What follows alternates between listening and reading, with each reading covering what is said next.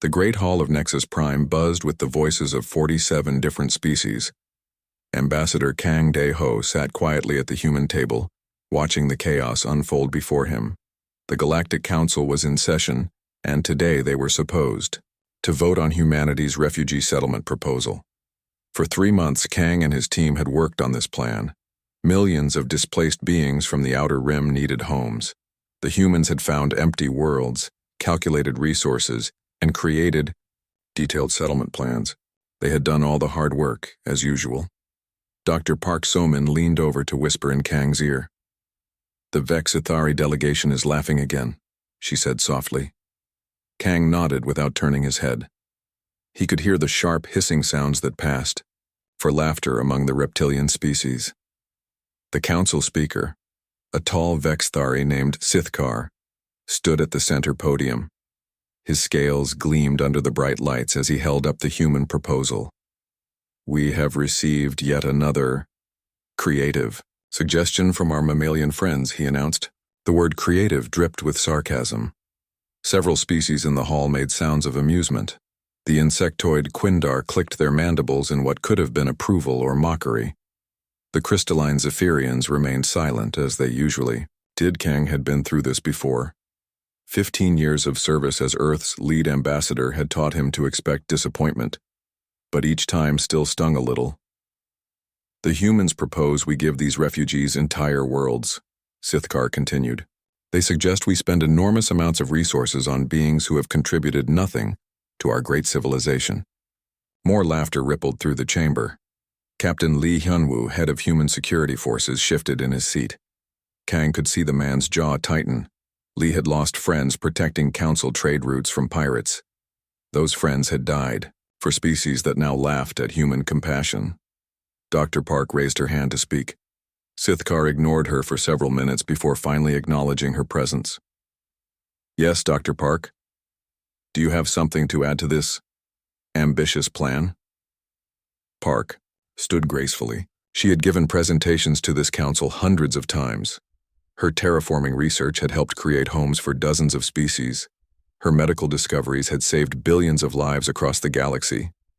"Honored speaker," she began, using the formal address. "The mathematical models show that these worlds can support the refugee populations without strain on existing resources.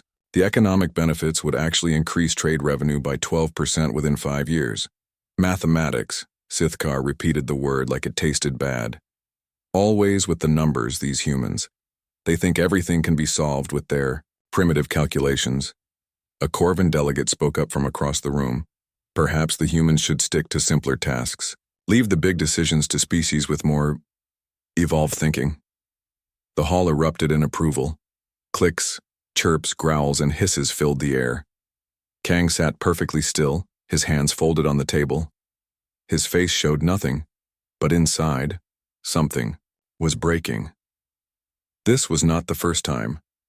3 years ago, the Council had rejected human proposals for better disease monitoring. 2 years ago, they had dismissed human warnings about pirate activity in the outer systems. Last year, they had laughed at human suggestions for improving trade route efficiency. Each time, the Council had later quietly implemented watered-down versions of human ideas and taken credit for the results. "The motion fails," Sithkar announced without even calling for a proper vote. "Perhaps the humans can find some other way to occupy their time. We have more important matters to discuss." As the session moved on to other business, Kang quietly gathered his papers. Dr. Park and Captain Lee followed his lead. They left the chamber without saying a word. In the corridor outside, Lee finally spoke. 15 years, sir. 15 years we've been taking their insults." "Longer than that," Dr. Park added. "Humans have been part of this council for 43 years. We've given them technology, resources, protection, and ideas. What have we gotten back?" Kang stopped walking. He turned to look at his 2 companions, then at the other human staff members who had joined them in the hallway. Engineers who kept the station's computers running. Doctors who treated patients from dozens of species. Security officers who died protecting council interests. "We've gotten experience," Kang said quietly. "Now we know what we're really worth to them." That evening, Kang sent a coded message to Earth. The response came back within hours. President Lim Hae-won herself appeared on the secure video link. "Ambassador," she said, her face serious. "I've been expecting this call for a long time. Madam President, I request permission to begin Protocol 7. Protocol 7 had been planned for years but never used. It was the complete withdrawal of human participation from all Council activities. Not a dramatic exit, not angry speeches or ultimatums, just a quiet, dignified departure. You have my authorization," President Lim said. "Begin immediately." Over the next 3 weeks, resignation letters arrived at offices across Nexus Prime. Human engineers submitted final reports and packed their belongings. Human doctors transferred their patients to other species' care. Human security officers requested reassignment back to Earth-controlled space. Dr. Park spent long nights transferring decades of research to encrypted databases that only humans could access. Her terraforming techniques, her medical discoveries, her agricultural improvements, all of it disappeared from Council servers. Captain Lee quietly recalled human peacekeeping forces from a dozen systems. Ships that had patrolled dangerous sectors for years suddenly received new orders. Return to Sol immediately. The other species barely noticed at first. A few administrators asked about the missing humans, but most assumed it was just another personnel rotation. Sithkar himself only realized something was wrong when he tried to access the refugee settlement data to steal ideas for his own proposal. The files were gone. All of them. By the time the Council figured out that humans were actually leaving, it was too late to stop them. The last human shuttle departed Nexus Prime on a quiet Tuesday morning. Kang was on board along with the final diplomatic staff. As the shuttle pulled away from the station, Dr. Park looked out the window. "Do you think they'll figure it out?" she asked. Kang smiled for the first time in weeks. "Eventually," he said. "But by then, it won't matter." The human experiment with galactic civilization was over. What came next would be entirely up to the species that had never learned to value what they had. 3 months had passed since the last human shuttle left Nexus Prime. The great space station continued its orbit, but something felt different. The corridors seemed quieter somehow, though most beings couldn't quite figure out why. Engineer Nam Ji-hoon had been gone for 2 months now. His replacement, a Corvin technician named Vorth, stood in the main computer center scratching his scaled head in confusion.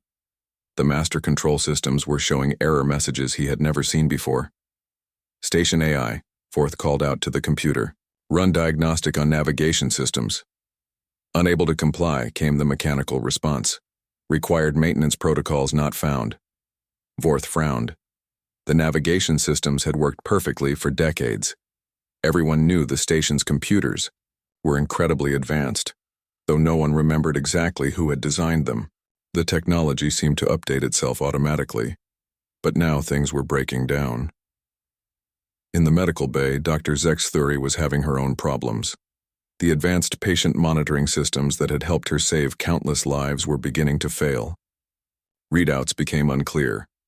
Treatment recommendations stopped appearing on her screens. She tried to contact Dr. Park So-min, the human who had always been available for technical questions. But Dr. Park's communication code no longer worked. "When CR?" Zexthuri asked the station directory. She learned that Dr. Park had concluded her service to the Council. Across the galaxy, similar problems were appearing everywhere humans had worked. Trade routes that had run smoothly for years suddenly became complicated. Ships got lost in space because navigation beacons stopped working properly. Space stations experienced power failures that no one knew how to fix. The Quindar trade minister, Klextar, noticed the problems first. His insectoid species had always been good with numbers, and the economic data was showing disturbing trends. Trade efficiency had dropped by 15%. Shipping costs were rising. Several important supply chains had broken down completely. Klextar called a meeting with other trade officials. "Something is wrong," he announced, his mandibles clicking nervously. "The commercial networks are failing. Perhaps it is just a temporary problem," suggested a Vexithari official. "These systems have always fixed themselves before, but they weren't fixing themselves anymore. On the other side of the galaxy, Admiral Thexmore of the Corvin fleet was discovering an even more serious problem. His military's coordination systems, which managed the movements of thousands of ships, were failing catastrophically. "Sir," reported his communications officer, "we've lost contact with 60% of our patrol vessels. The tracking networks are down." Admiral Thexmore studied the displays with growing alarm. His fleet had always prided itself on superior organization. Their ships moved like a perfectly coordinated dance across dozens of star systems. Other species admired Corvin military efficiency. Now he was learning that efficiency had never been truly Corvin. Deep in the fleet's archives, Thexmore found records from 20 years ago. A human engineering team had upgraded their systems.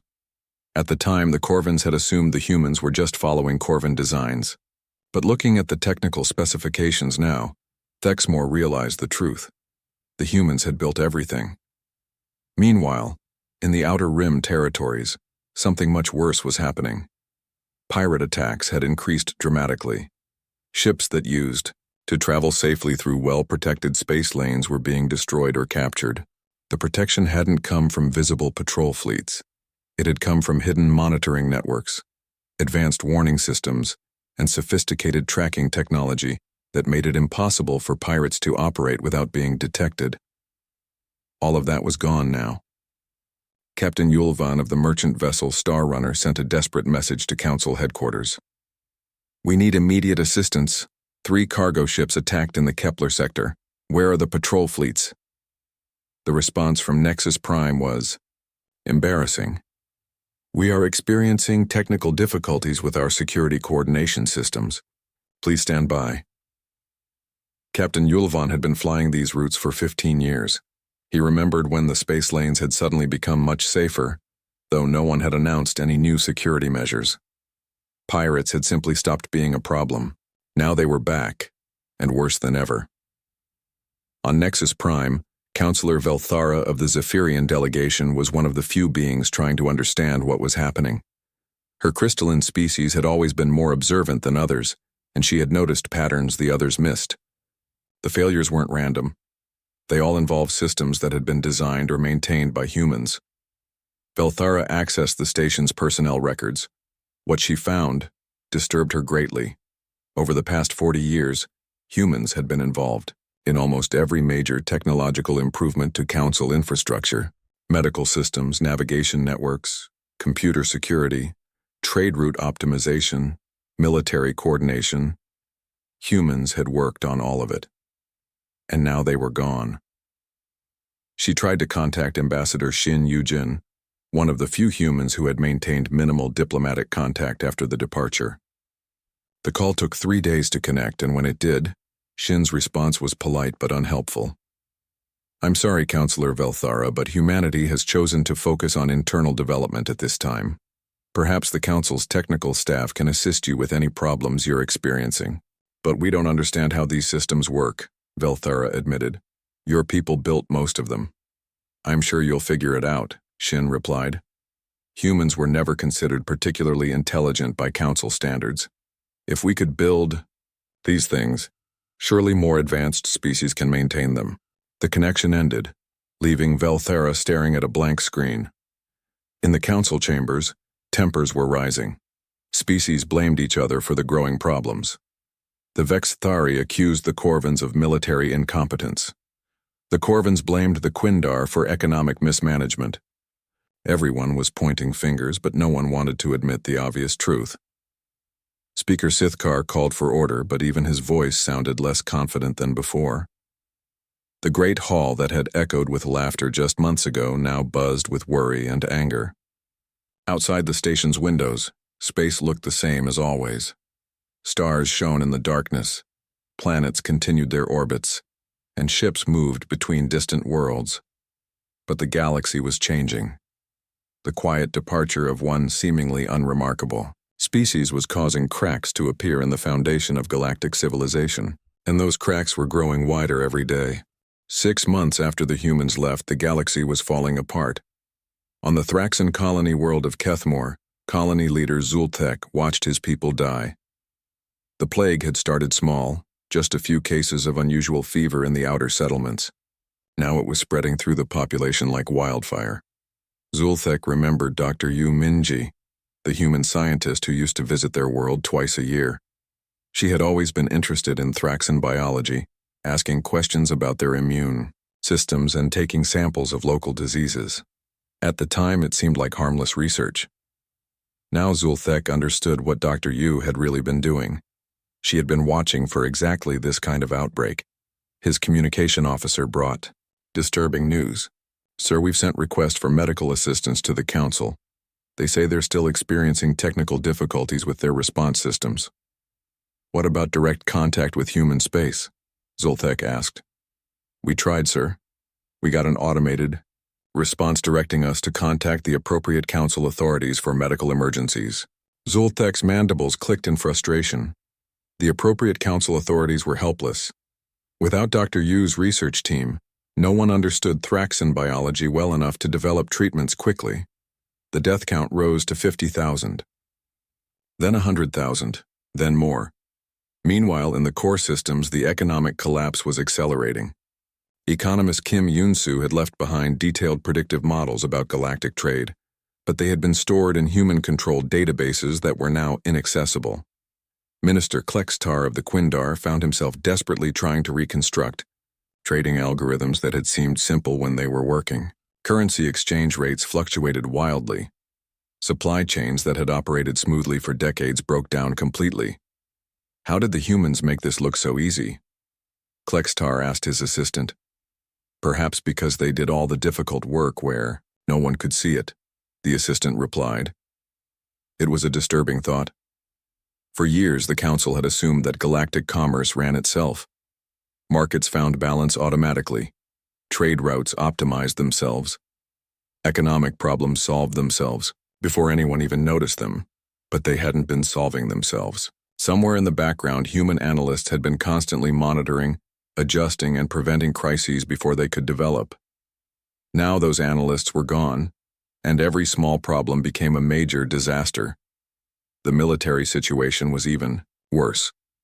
Commander Cho Sung-ho had left behind a massive archive of conflict resolution protocols, but accessing them required authorization codes that no one else possessed.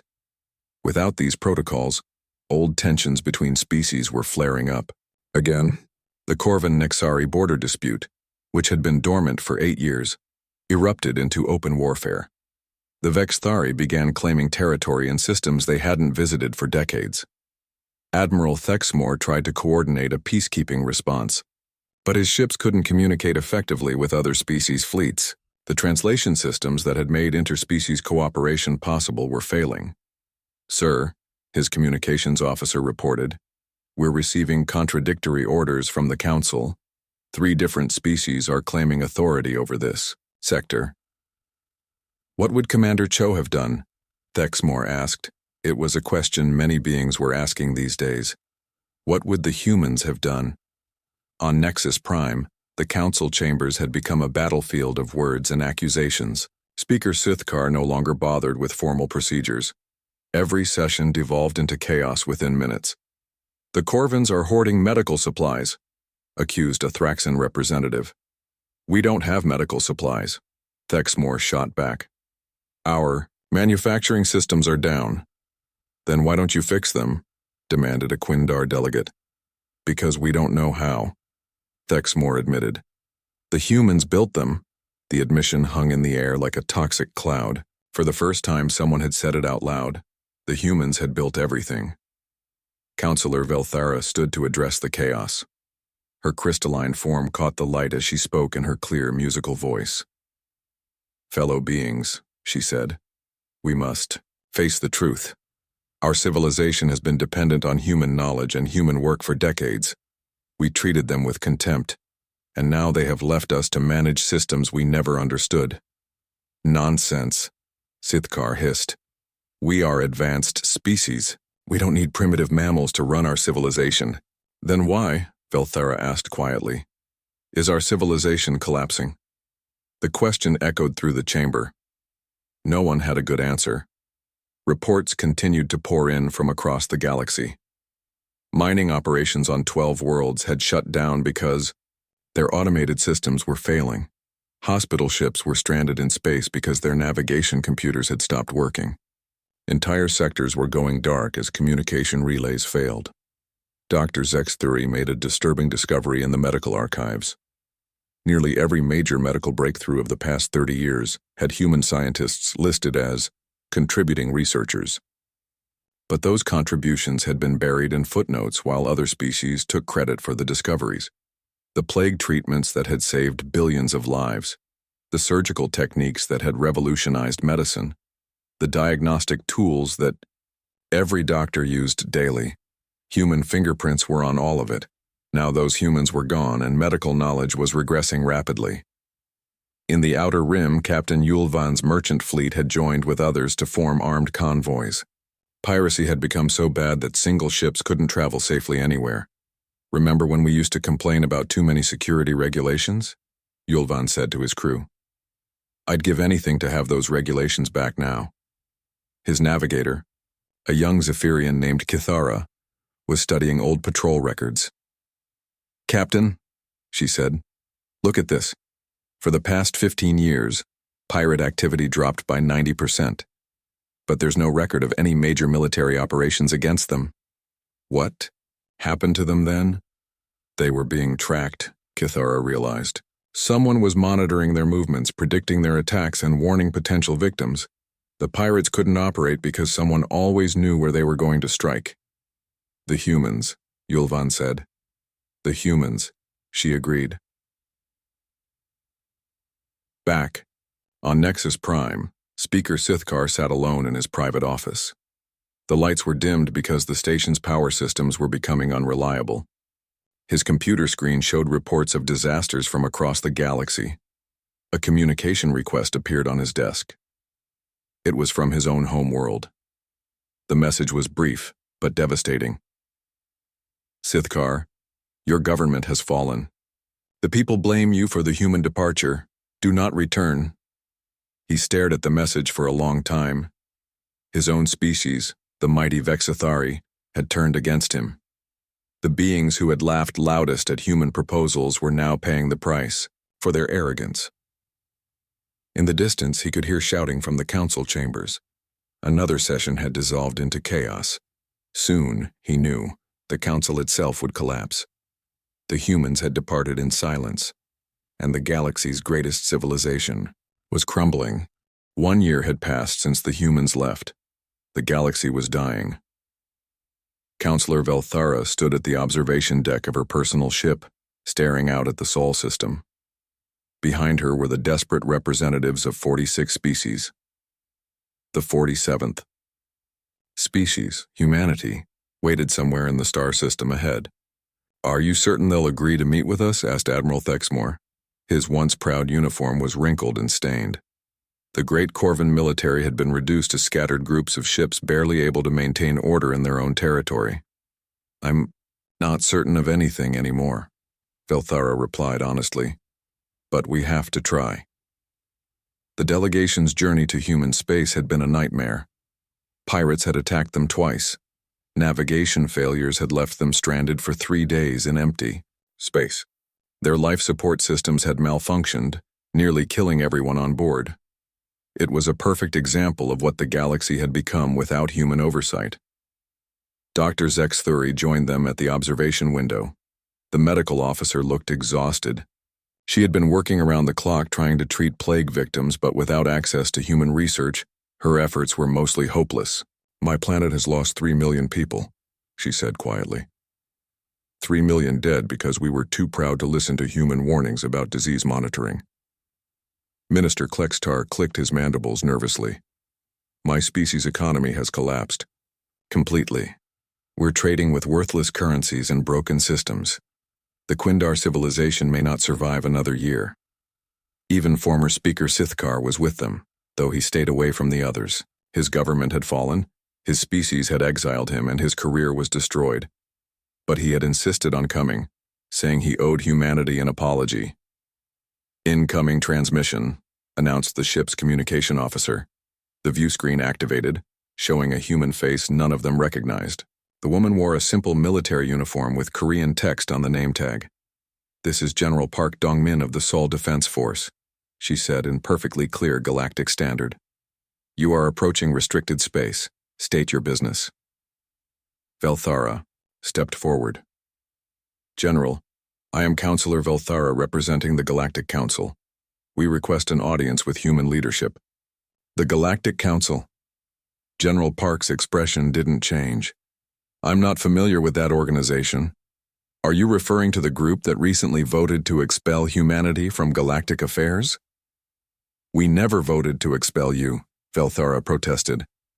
"You chose to leave. After decades of being ignored, insulted, and dismissed," General Park replied. "Yes, we chose to leave." There was a long silence. Finally, Velthara spoke again. "General, our civilization is collapsing. We need help." "I see." General Park seemed to consider this. "Wait here." The transmission ended, leaving the delegation staring at a blank screen. 2 hours later, they received new coordinates and permission to dock at a space station they hadn't seen before. As their ship approached, the delegates gasped at what they saw.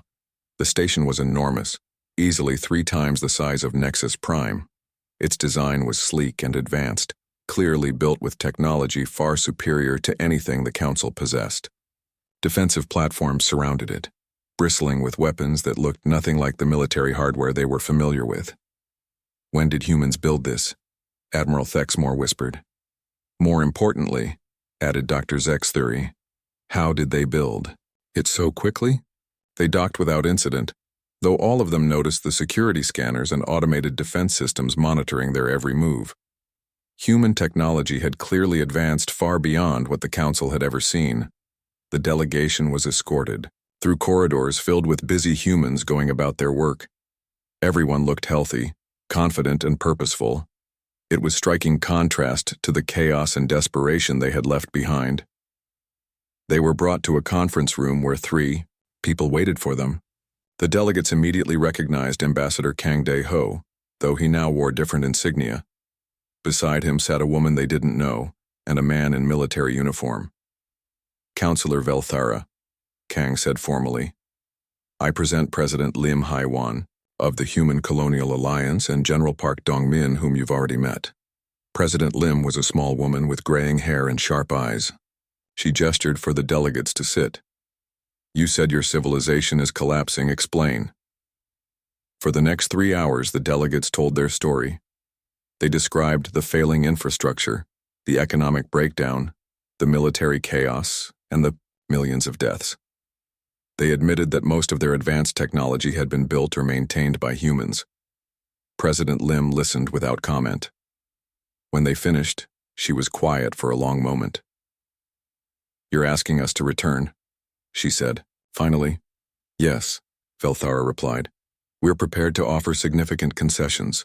Trade rights, territorial grants, formal apologies." "Stop," President Lim held up her hand. "You still don't understand." She stood and walked to the window overlooking the station's main corridor. "Do you see those people out there? They're not angry at you. They're not plotting revenge. They're building something new." She turned back to face the delegation. "For 43 years, humans served the Galactic Council. We gave you our best ideas, our hardest work, and our lives. In return, we were treated as junior partners at best, servants at worst. We know we made mistakes." Sithkar spoke for the first time. "I personally apologize for my species' behavior." "Apologies aren't enough," President Lim replied. "Trust, once broken, is difficult to repair. Respect once lost is hard to regain." Admiral Thexmore leaned forward. "What would it take?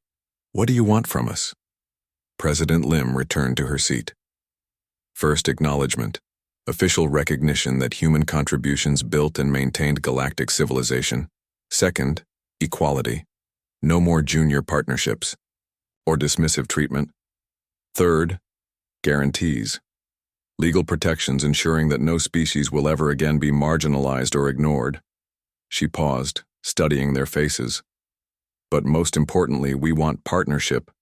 Real partnership. Not humans doing, The work while others take the credit. Minister Klextar clicked nervously. The Council may not accept such terms. Many species still believe they are superior to humans. Then those species can continue managing their collapsed civilizations without our help, General Park said firmly. Dr. Zex Thury spoke up. What about the people dying from the plague? What about the millions suffering because systems are failing? President Lim's expression softened slightly. We haven't abandoned humanitarian concerns. Emergency medical supplies are already being prepared. Critical system repairs can begin immediately, but long-term cooperation requires long-term commitments, Ambassador Kang added. The galaxy can choose to rebuild with humanity as equal partners, or it can continue trying to survive without us.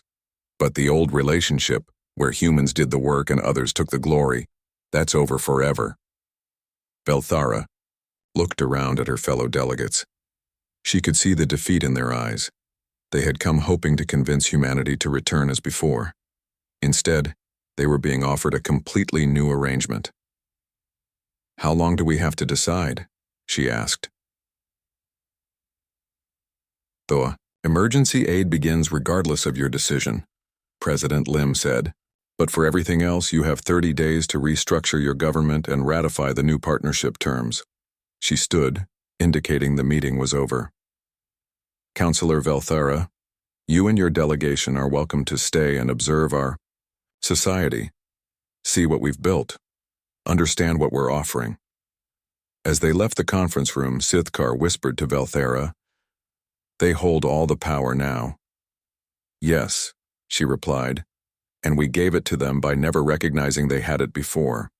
2 years had passed since the Great Collapse. The galaxy looked very different now. Ambassador Kang Dae-ho walked through the corridors of the rebuilt Nexus Prime, but the space station had a new name now, Unity Station. The changes went far deeper than just the name. The entire structure had been redesigned with input from all species, not just the most powerful ones. Kang's title had changed too. He was now Chief Diplomatic Coordinator of the Galactic Alliance, a position that rotated every 3 years between different species. The old council, where a few dominant species made all the decisions, was gone forever. He paused outside Conference Room 7, where Dr. Park So-min was meeting with medical researchers from dozen worlds. Through the transparent aluminum walls, he could see her working alongside the same Dr. Zex Thury, who had once struggled with failing systems. The Thraxan plague had been cured 6 months ago. Dr. Park's research team had worked around the clock, sharing their knowledge freely with medical experts from every affected species. 3 million lives had been saved, but more importantly, they had trained local doctors to handle future outbreaks themselves. The old pattern of humans doing all. The work while others took credit was truly finished. Kang continued down the corridor to the main assembly hall. Today was the 2nd anniversary of the Alliance's founding, and delegates from all 47 species would be attending the ceremony. The hall looked nothing like the old council chambers. Instead of elevated seats for important species and lower positions for lesser ones, every delegation sat at the same level. Translation systems ensured that every voice could be heard clearly, whether it was a whisper from a Zephyrian crystal being or a roar from a Corvan warrior. Director Bayek. Jinwoo stood at the central podium reviewing his notes. As head of the Integration Council, he had spent 2 years carefully rebuilding the relationships between humans and other species. It had been delicate work, requiring patience and wisdom. 5 minutes until the ceremony begins, announced the Station AI. The voice belonged to a hybrid system that combined human programming with technology from 6 other species. It was a small symbol of the cooperation that now defined galactic civilization. Kang took his seat at the human delegation table. President Lim Hae-won sat beside him, along with other human representatives. But scattered throughout the hall were humans working directly with other species delegations, a level of integration that would have been impossible under the old system. Councillor Velthara approached the podium first. Her crystalline form sparkled under the lights as she addressed the assembly. 2 years ago, our civilization nearly died, she said in her clear, musical voice. We had built our success on the hidden labor of others. We had mistaken loudness for leadership and arrogance for strength. She paused, looking around the hall. The humans taught us a powerful lesson. They showed us that true strength lies not in demanding respect, but in earning it. Not in taking credit for others' work, but in working together toward common goals. The hall was completely silent. Many of the beings present remembered the chaos and fear of the collapse years. They remembered watching their worlds fall apart while they argued about who was to blame. Today, Velthara continued, we celebrate not just the anniversary of the Alliance, but the anniversary of learning to listen. She stepped aside as director. Beck approached the podium. He was a young man by human standards, but the past 2 years had given him experience far beyond his age. When I was chosen for this position, he said, President Lim gave me one instruction. Make sure this never happens again. Not the collapse. We can prevent technical failures. But the disrespect, the dismissiveness, the assumption that some voices matter more than others. He gestured toward the mixed delegations throughout the hall. Look around you. Corvan engineers working with human designers. Zephyrian philosophers debating with Quindar economists. Thraxan doctors learning from human researchers. This is what we were meant to become. In the back of the hall, former Speaker Sithkar sat alone. His once proud species had granted him permission to attend, but he held no official position. He was there as a reminder of what happened when leaders forgot to serve their people. As Bake continued his speech, Sithkar thought about the past 4 years. He remembered the laughter in the old council chambers when humans presented their ideas. He remembered the dismissive comments and casual insults. He also remembered the silence when the humans left. No dramatic speeches, no angry threats, no demands for attention. They had simply walked away with dignity, leaving others to face the consequences of their own arrogance. It had been, Sithkar now understood, the most powerful statement anyone had ever made to the galactic community. Young Counselor John Sua stood to address the assembly. At barely 30 years old, she represented the new generation of human leadership, people who had grown up knowing they could work as equals with other species. My grandfather used to tell me stories about the old days, she said. He served on cargo ships that traveled dangerous routes protected by invisible security networks. He never knew that humans had built those networks because humans weren't supposed to take credit for their work. She smiled, looking around the hall. My generation doesn't have to work in shadows. We don't have to hide our contributions or accept dismissive treatment. We get to build openly, debate freely, and succeed together. Her words sparked applause throughout the hall. Not the polite formal clapping of the old council, but genuine enthusiasm from beings who had learned to appreciate collaboration. The ceremony continued with reports from various working groups. Economic recovery was ahead of schedule, with new trade networks designed by joint teams from multiple species. Security in the Outer Rim had been restored through cooperative patrol systems that shared both responsibility and credit. Medical research had advanced more in 2 years than in the previous 20, thanks to open sharing of knowledge between species who had once guarded their secrets jealously. As the formal presentations ended, the delegates moved to the station's observation decks for the social portion of the celebration. Kang found himself standing with President Lim watching ships from dozens of worlds dock at the station. Do you think it will last? President Lim asked quietly. The Alliance? Kang considered the question. Yes, I think it will. Too many people. Remember what happened when we didn't work together. Too many people have benefited from cooperation to want to go back to the old ways. Through the transparent aluminum windows, they could see the memorial that had been built at the center of Unity Station. It was a simple structure, but its message was powerful. In recognition of those who serve in silence, may their contributions never be forgotten again. Dr. Park joined them at the window. She looked tired but satisfied. The medical conference went well, she reported.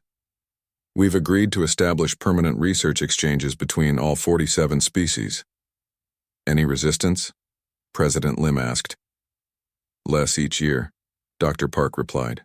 The younger generation understands cooperation in ways their elders never did. Give it another decade, and the old attitudes will be completely gone. As the celebration continued around them, the three humans stood quietly watching the busy traffic of interstellar civilization. Ships carried cargo, passengers, and ideas between worlds that had once barely trusted each other. It wasn't perfect. There were still disputes, still misunderstandings, still species that preferred to work alone. But there was also respect, partnership, and a growing understanding that diversity made the galaxy stronger. In the distance, a human cargo ship docked alongside vessels from a dozen other worlds. Its captain would be welcomed as an equal, its cargo would be valued fairly, and its crew would be treated with respect. It was a simple thing, but it represented everything that had changed. The humans had departed in silence, and the galaxy had learned to listen. Now they had returned not as servants or overlooked contributors, but as partners in a civilization that finally understood the value of every voice. The future stretched out before them, vast and full of possibilities. And for the first time in galactic history, they would explore it together.